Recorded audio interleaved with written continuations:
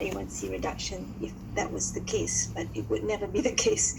Anyway, so time to reflect and also to go forward with the next session. And it gives me really, really great pleasure to, introduce someone that I know very well. And we share a lot of things in common, so he will be smiling at the moment. Dr. Navin Kumar Loganadan, who is special because he played a great role in actually looking into the role of pharmacists in strengthening diabetes care. And along with other members, I'm sure, in the pharmacy division and his colleagues, was instrumental in developing the concept of diabetes treatment adherence clinics. As we know, there are other diseases which have also got the treatment adherence clinics. So it really is great to have him share with us his experience in this area, and he will talk to us about managing diabetes patients, the DMTAC perspective. Dr. Navin, we welcome you. Thank you, Dr. Zana, for the very kind introduction.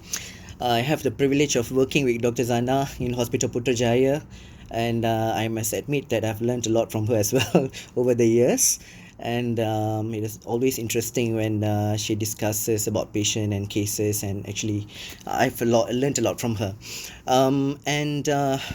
For today's session, I understand that the crowd is mostly pharmacists, right? So I will actually explain to you about the role of pharmacists in managing diabetes patients through DMTAC. Yeah.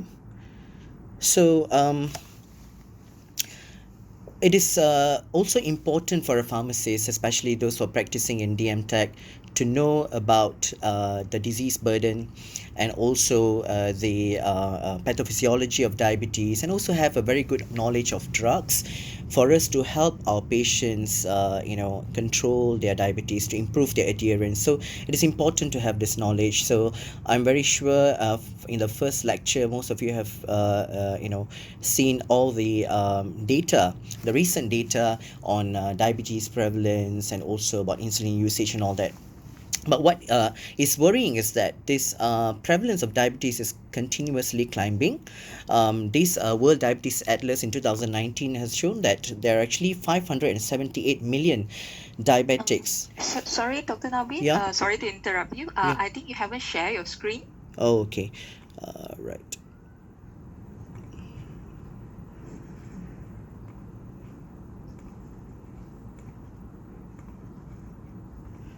Okay. Yeah. Is it okay now? Sorry. Yeah. Okay. Great. Thank you. Okay, so we're still at the first slide. So I'm just like to show that the World Diabetes Atlas has shown that it's actually 578 million diabetics living in the world in 2019. And if you look at the Western Pacific region, we have about 35.2% of the whole lot of diabetes patients in the world staying in this region. I do not know for what reason that Malaysia and all these Southeast Asian nations are actually in the Western Pacific region, according to this atlas. But what I can tell you is that there is a very high prevalence of diabetes in this region. And Dr. Zana has actually shown you about the NHMS data in 2019. 1 in 5 Malaysians now have diabetes, those aged more than 18 years. And that brings the exact number of patients is actually 3.9 million, according to the Institute Kesihatan Umum conducted NHMS survey. And if you see the trend, in this graph, you can see that from 2011 to 15 and 19, the prevalence is constantly climbing. And we have to do something about it. And of course, diabetes, is what Dr. Zana has mentioned, is actually everybody's job. Whoever who's trained and can help the patients, be it the doctors, nurses, pharmacists, physiotherapists, dietitian. We all have a role to play to help our patients. Yeah. So I will not go into detail, but why I would like to share this slide is because a lot of times our patients come and ask us, when they come to DMTAC on a first visit, the thing they ask is actually whether you can reverse diabetes, whether a doctor, bolehkah diabetes saya ni hilang begitu saja kalau saya makan ubat dalam 2-3 bulan and all that. So if we have patients like that, what we need to do is we have to tell them the truth, but we also have to make them motivated. So it's often a tough job, but what we have to tell patients is that you won't die from diabetes the moment you are diagnosed with it. Of course, if you don't have the complications like DKA or HHS, but most of the times they will actually die from the complications of diabetes. The microvascular complications like stroke or heart attack, or microvascular complications like kidney failure, and peripheral vascular disease is also one of the microvascular complication that is actually common among diabetes patients. So these are the common complications of diabetes, as what I've mentioned just now. And for that reason, because diabetes has a high morbidity and mortality rate, so we have to help our patients control their diabetes, as well as the other accompanying diseases like hypertension and hyperlipidemia, so that they have good quality of life, less complications, and they actually can live well for as long as they can be. Yeah. So there are many data or studies, large scale studies have shown the importance of controlling glucose, but of course one study that is actually very outstanding and always talked about in conferences, because it's actually a large scale study, about over 5,000 patients, is the UKPDS study. This study has shows that with every 1% reduction in HbA1c, you can see a 37% reduction in microvascular complications, 21% reduction in any endpoint related to diabetes, 21% death related to diabetes, 14% fatal and non-fatal myocardial infarction, and 43% of amputation from peripheral vascular disease. So this just shows that it is very important to control the glucose, and that's what we tell our patients, because they can come with varying glucose levels and they do not know the dangers of it. So now, coming to the pharmacist's role, as the topic today is actually managing diabetes patients based on the pharmacist's perspective. Of course, it is a privilege now for pharmacists to work as part of the diabetes care team or the endocrine team. Most places have diabetes care team, and you have doctors in the team, you have diabetes educator nurses, you have dietitians, and also you have pharmacists. And I'm actually quite fortunate to work with Dr. Zanaria as part of the diabetes care team in Hospital Putrajaya, and we actually together manage these patients, mainly type 2 patients. So but then I also like to draw your attention to the impact of pharmacist clinic on diabetes patients. Probably a slight history about how this diabetes MTAC was introduced in Malaysia, for those of you who are not very familiar with the history. But before that, prior to us introducing this DMTAC in Malaysia in 2006, a lot of countries have actually introduced this concept. One of it is US, because traditionally the role of pharmacists was confined to dispensing medications and counseling. But I think not until 90s and 2000 onwards, they explored to move a step forward to actually make use of their drug knowledge to actually help patients. In US, they actually have this clinic called MTM, which is Medication Therapy Management Clinic, and that was what our MTAC was modeled after.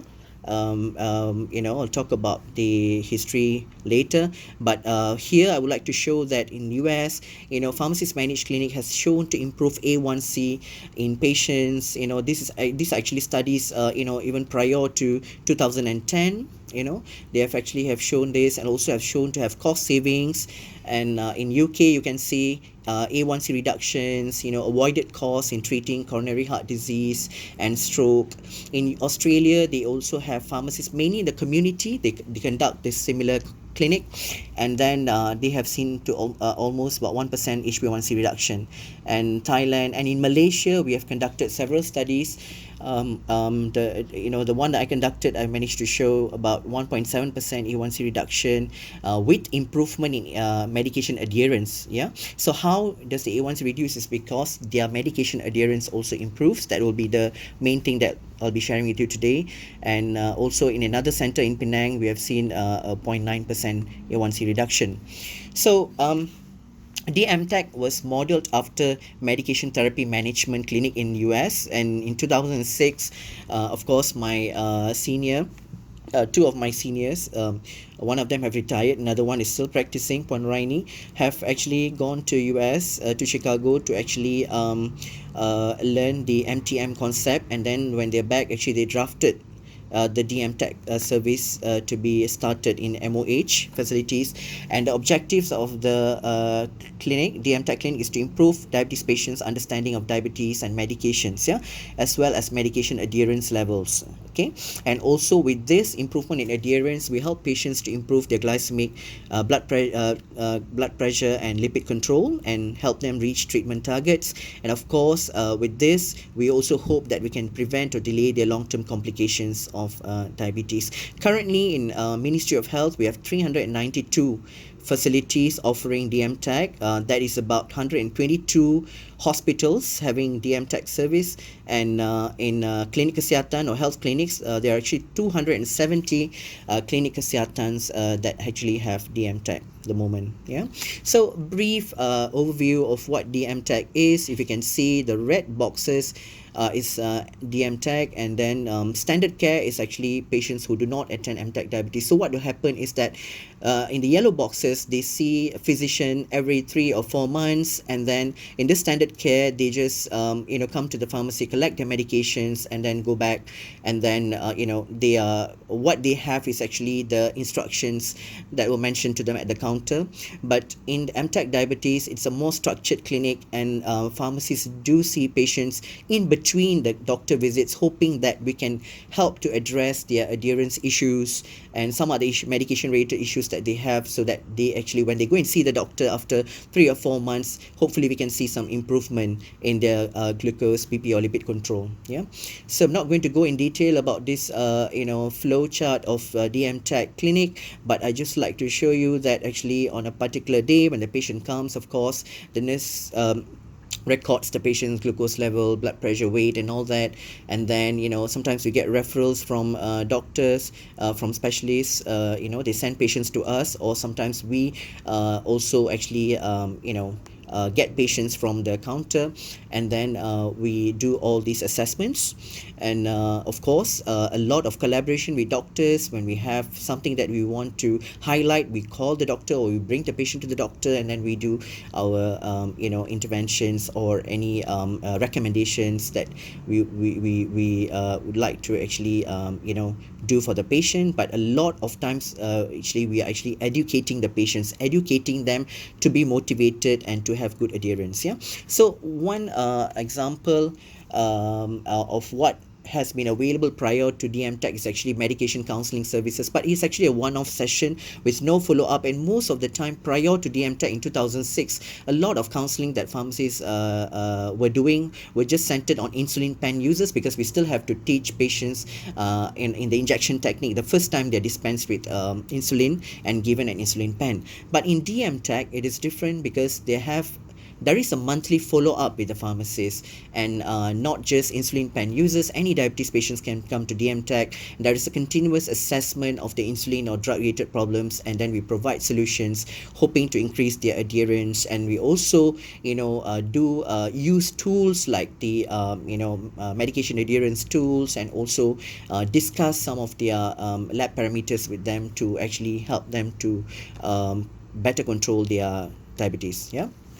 So what I'll do today is just to give you an overview of the common things that we do in DMTAC clinic, which includes medication adherence assessment, insulin injection technique assessment, insulin dosage adjustments, SMPG review, hypoglycemia assessment, personalized and group counseling, patient education, and medication side effects evaluation. Yeah, but before that, a lot of times people ask, some of my pharmacists ask, when we improve adherence of patients, is there any evidence that the blood glucose will become better? So in this graph, you can see that when the adherence moves towards the right, okay, moves towards 100% towards the right, you can see the A1C comes down. So there is an evidence showing that when the medication adherence improves, the glycemic control also improves. Yeah. And before we provide any suggestions to patients or solve their adherence related issues, we also must understand that there are actually many reasons for medication non-adherence. It can be divided into provider related, patient related, or medication related. So providers, we are the providers, okay, doctors, pharmacists, okay.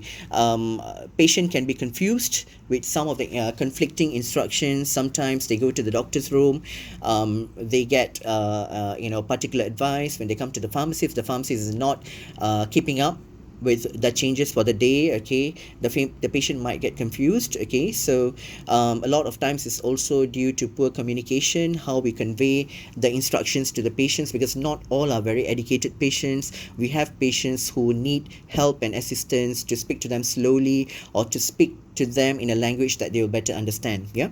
So patient related issues are commonly cultural issues, or some patients may actually believe traditional medicine much more.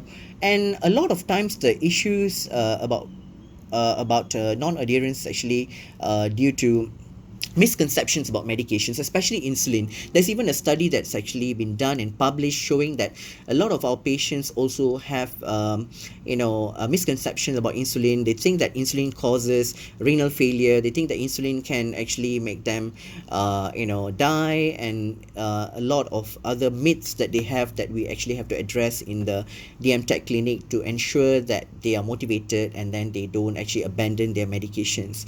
Medication related issues in Malaysia, we understand that patients, treatment is actually almost free, and patient sometimes can go to multiple institutions. They can have appointments in different clinics and different hospitals, and then they can be prescribed the same medication regimen from different clinics. And if they are not careful and nobody helps them, they can actually take both the medications, go overdose, and other problems may arise. Yeah. So to assess medication adherence, I would just like to introduce that this year, the pharmacy division together with UKM has published our own, developed and published our own adherence tool, which is a Malaysia medication adherence assessment tool called MyMart. It is actually a 12-item adherence assessment tool compared to Morisky, which is 8 items. Yeah, we're not using Morisky now. This is what we use in our DMTAC clinic to assess adherence.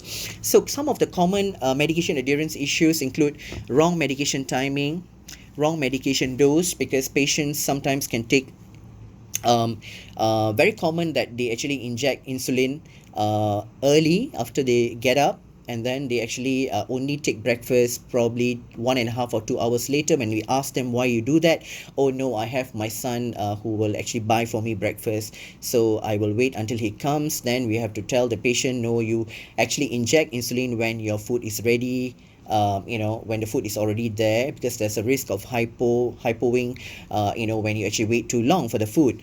And forgetting to take medications is very common, especially among the elderly. We have strategies to make them remember, which I'll share later.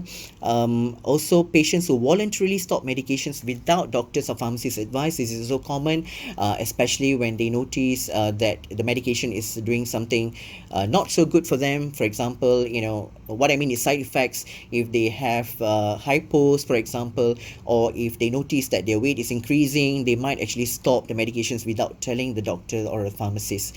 Yeah, some patients have embarrassment, they have stigma of taking medications in front of their colleagues or peers, especially in the office. This happens. I have patients who actually have embarrassment in injecting during lunchtime. So for example, if they're going for lunch with a few of their friends, injecting and then waiting them for about half an hour, when the others are eating, can be a little bit embarrassing for some of them. So we always provide a solution for that. We ask them to probably inject before you leave the office, and we have to give this kind of solutions. Yeah, occupational challenges, like some patients have night shift work, so the regimen, if we have to choose a regimen that is suitable for the patient, the insulin regimen especially, because they work at night, and also some drivers who actually may require some other for example, especially insulin, they might not be premixed insulin may not be suitable for taxi or lorry drivers, because it doesn't allow give them the flexibility of delaying their meals. Yeah, and also patients with old age who need caregiver support, especially they might just not take medications if, let's say, the caregiver is not there. And when sometimes they need a caregiver to inject for them. If the son or daughter is not there in the house or have come late, then probably they would have skipped the injection. So these are the issues. Yeah, so a lot of times people also stop taking medications when they actually fear of the side effects, as I mentioned just now, hypo and weight gain. Yeah, so it is very important that a lot of times, to make patients motivated, we need to tell them what they need to do, and it is not that difficult. So as a DMTAC pharmacist, we need to understand, this is from the CPG, what is the target range, target glucose level, target A1C, what is the target lipid level, target blood pressure level, so that we can discuss with the patient. If they are out of range, if they are not reaching the targets, then we can help them to tell that, well, this is what you're supposed to be at, and then we are going to see, help you slowly to get to this. Yeah, so that the doctors will see that you have improved. So yes, being the third speaker, I understand that I wanted to actually make the session a little bit more interactive. So I understand that we have a few hundred participants here, so I hope that you can actually answer these questions, so that it can be a bit more interactive. Yeah, so which of the following medication taking practices is true? Yeah, let's just try this question. A, organizing tablets in pill boxes may cause confusion and not help elderly patients. A missed sulfonylurea dose can be taken as soon as the patient remembers to take the dose. Injecting insulin at home and having breakfast at office is recommended for patients whose office is closer to home to improve adherence. A basal bolus insulin regimen is more suitable than premixed insulin regimen for taxi or bus drivers. Pharmacists should educate the caregiver and not the elderly patient on medication taking instructions to improve medication adherence. So can you poll your answers?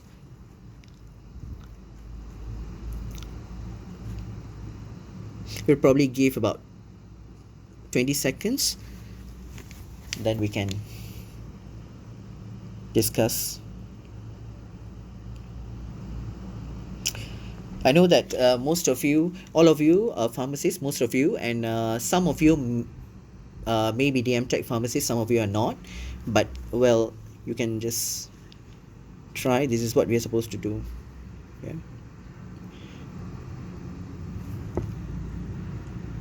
Okay, we have the answers. Okay, a lot of you have answered. 33% have answered D. A basal bolus regimen is more suitable than premixed insulin regimen for taxi or bus drivers, which is actually correct. Okay, a small percentage have said that organizing in pill boxes may cause confusion. 4%. Yeah. The second common answer is actually pharmacists should educate the caregiver and not the elderly patient. Okay, thanks to Sanofi. I will actually show the answer and discuss now. Yeah, okay, so it's correct. Why? Because patients who are drivers, taxi or bus drivers, actually they sometimes cannot have a fixed meal time, so they cannot stop at 1 o'clock, for example, for lunch. So they will probably, they're probably on the road and they do not know whether they can stop. Sometimes they stop much later, about 2:30 or 3. So if you have to take a premixed insulin, and then if you're not eating at that time, because the patient may have hypo, yeah, so that's actually a risk. So it is probably better if they take basal bolus. So if they have an pre-lunch actrapate, they can actually take it slightly later. Yeah. And of course, organizing tablets is important to help elderly patients. A missed dose oral dose of sulfonylurea, you cannot just take it as soon as you remember. Okay, if it has been too long, it's not recommended. For patients who are actually having office closer to home, yeah, this is very common. They inject at home and then they tell that my office is just half an hour from my house, so I just inject at home and go to work. So but that's also a bit risky, because if, let's say, there's a traffic jam on the road, or if they reach late and then someone stops them to give them some work, and then they only go to have breakfast later, that is also a risk for hypoglycemia. Yeah, so let's move on. What we do in DMTAC clinic is also checking the patient's injection technique. It's very important. Dr. Zana has shown the FitMy forum for injection technique guideline. We actually have to check this, because a lot of times patient can be adherent, they are taking their insulin, yes, but then why are they not getting to target? So when actually we just ask them to open and show us the injection site, we can see bruises and even lipos sometimes on left and right, because they never rotate the injection sites. So probably it has not been emphasized, or probably the pharmacist think that patient knows, and then it's not really emphasized at every visit. So we have to tell them to rotate the injection sites, so that actually they get the insulin delivery very well. And also needle change, how many times they actually should use the needles. Some patients, if you don't tell them, they've even used insulin needles for 2 weeks, some of my patients, which actually of course will affect the insulin delivery, as well as it will be a painful injection for the patients. And their technique, why they're having bleeding and all that, is because sometimes they pull the pen not in the right angle. Okay, you're supposed to insert 90 degrees and pull out 90 degrees. So if you're not doing that, then we may actually have bleeding, or if you do not wait, and you might have leakage of insulin. Yeah, so I'll just go slightly quickly, okay, in the interest of time. For new insulin users, the main issues are actually to break the myth, because they probably have some relatives or friends who have actually been using insulin, and due to whatever unfortunate event, they actually passed away, probably because insulin was introduced slightly later or something. So actually that will go into their head, and patient have this misconception, oh, my relative or my uncle died actually after using insulin for 2 years. So actually we have to break the myth and tell them, no, insulin does not cause you to have renal failure or die or cause blindness. That's because probably it's because introduced too late. So but insulin is very good, and then we'll show the patient the benefits of insulin. Yeah, so we have to tell them. We also actually have to titrate their insulin, help them to titrate, tell them that it's actually not fixed. They can actually up titrate or down titrate the doses based on their meals and any occasions that they're going to. Yeah, so for an existing insulin user, we just do a reevaluation of injection technique every time they come, until we are very comfortable that they're injecting correctly. And remember that we have to also assess hypoglycemia every time for insulin patients, and help them to keep up with regimen changes. This is very important, because some patient, if you tell mixed start 20 units BD, they've been taking that they've taken that 6 months ago, or probably 3 months ago. Now the regimen have changed. If we don't emphasize the new change, for example, if it's now 24/18, for example, if you don't emphasize that, they will be just taking 20 BD like how they used to. So we always have to remind them. And we also tell patients that they actually can increase their insulin dose if they're going to for parties, or if they're sick, if they're having exercise, they might need to actually reduce the dose and so on, yeah, to avoid hypo. So these are the things that we do in the clinic. So the second question, you can go for polling now. So which of the following statement is true?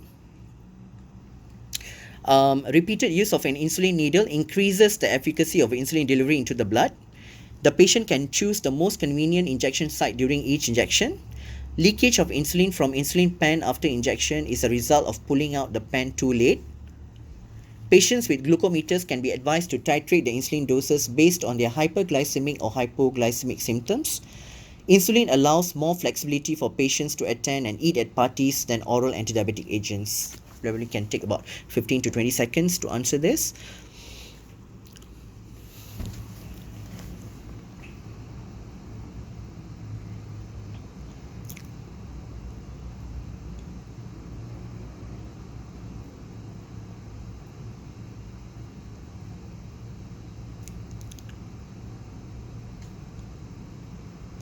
Okay, we have the answers.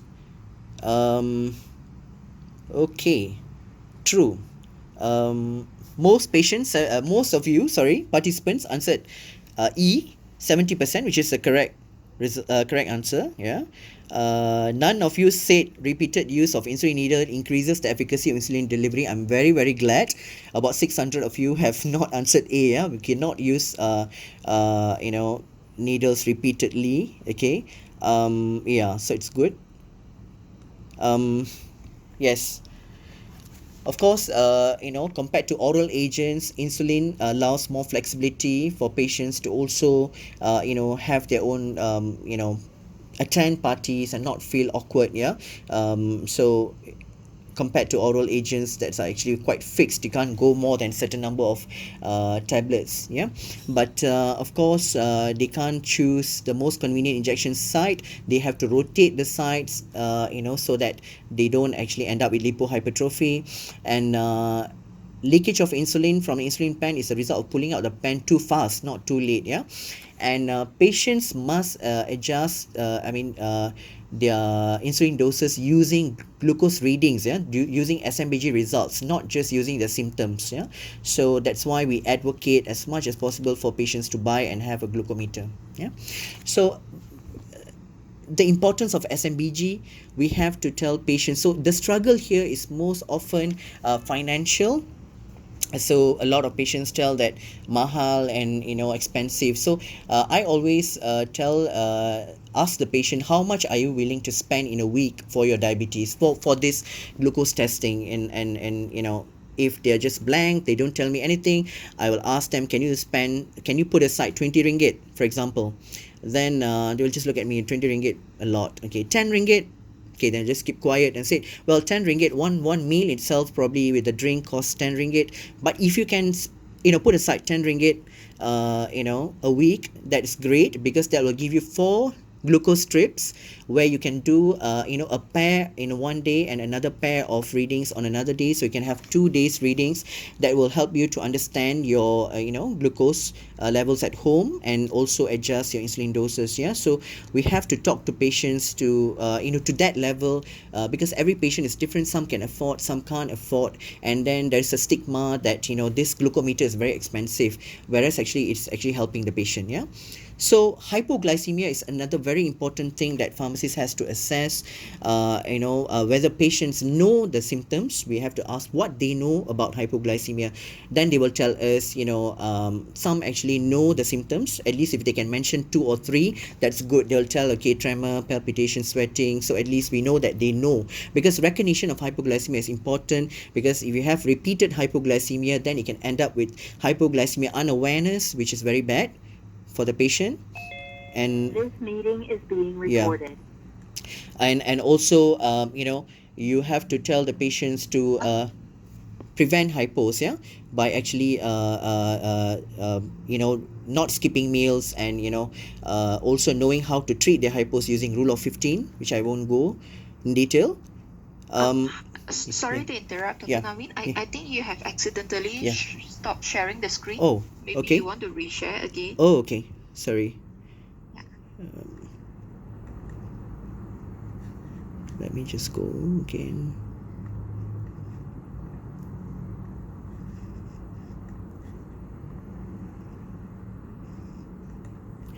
Okay, can you see now? Yeah. Okay, I was talking about hypoglycemia just now. So yeah, we also have to teach patients, very importantly, how to treat a hypo episodes. They will tell a lot of things. Some actually just take, you'll be very surprised that some tell that, oh, they just take ice warm and then they just sit aside. Okay, until so we have to tell them how to, the rule of 15, what is a 15-gram carbohydrate and all that. Yeah. So can the audience answer this question? The following about hypoglycemia, which is true. Confusion is usually the earliest hypoglycemic symptom experienced by the patient. B. Eating rice immediately will best treat the hypoglycemia episode close to lunch. A minimum of 3 pieces of sweets are needed to resolve hypoglycemia. During a hypo episode, the patient must continue administering 15 grams of carbohydrate every 15 minutes until the glucose level is more than 4 millimole per liter. And E, drinking a sweet Milo drink will quickly resolve hypoglycemia episode. Probably the best answer, because some can be correct.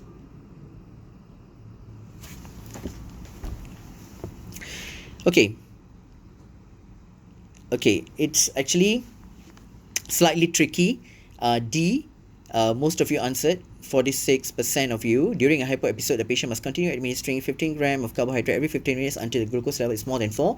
Yes, it is correct, but C is also correct. D is correct for a conscious patient, conscious patient, or if it's not a severe hypo.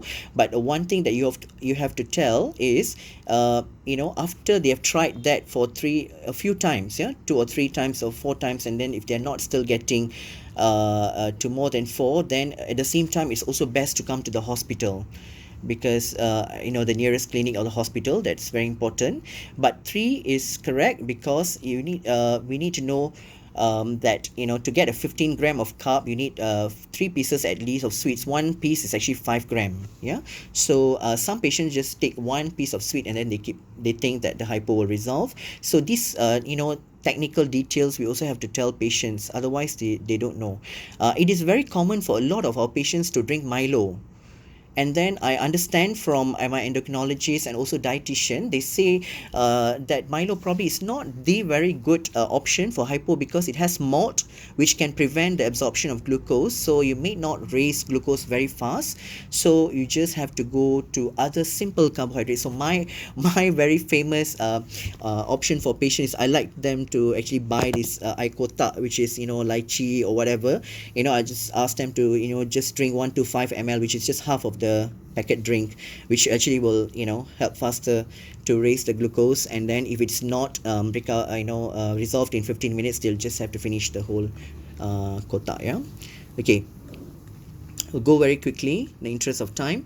So we do medication side effects evaluation and monitoring. Of course, we have to always monitor, because patients poor adherence also comes because they have experienced some form of side effects that they're probably not telling the doctor or not telling the pharmacist, and then they quietly stop taking that particular medication. Of course, insulin and SU causes weight gain, especially among women.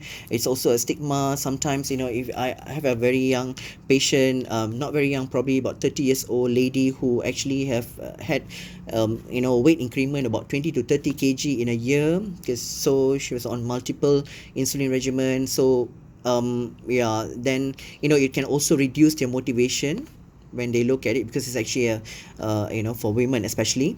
And of course, all the other side effects, common ones, we don't tell all the side effects to patients, but of course we have to tell some common side effects. If let's say you're taking SGLT2 now, which is very famous, we tell the patient to drink a lot of water, not to not end up being dehydrated, because it can increase the risk of DKA. And also we have to tell about this risk of infections and so on. Patient education is very important. So there is a way to make patients understand. We have to tell the pathophysiology in a very lay way, layman term. And also we have to explain what the drug does to their body, to their glucose level, in a very layman term. Sometimes last time I used to use things like glucose is like, insulin is like a car, that brings your glucose molecule from the blood into the cell. So these kind of things, very layman term, to make them understand. And also we have to introduce a little bit about the complications, tell the patients about the complications, not to scare them, but so that they actually will take their diabetes a little bit more seriously. So we must remember that patients tend to forget over time. Even we forget